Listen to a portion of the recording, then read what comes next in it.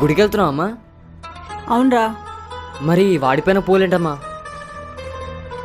Time ఉన్నప్పుడల్లా కాసేపు గుడికెళ్ళరండి రా అని నేను నీతో నన్నప్పుడు నువ్వేమన్నావో గుర్తుందా? మేమైనా ముసలోళ్ళమ్మా గుళ్ళు గోపురాలు తిరగడానికి? గుడికెళ్ళడానికి వయసుతో పనేంట్రా?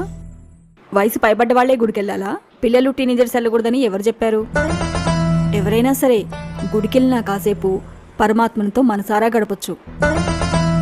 వాడిపోయిన పూలు దేవుడికి పెట్టకూడదనే క్లారిటీ నీకుంది కదా. సో పిల్లలు టీనేజర్సు పరిమళిస్తున్న పూల లాంటి వాళ్ళు.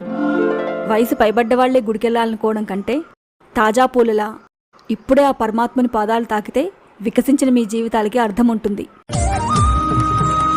అర్థమైందమ్మా.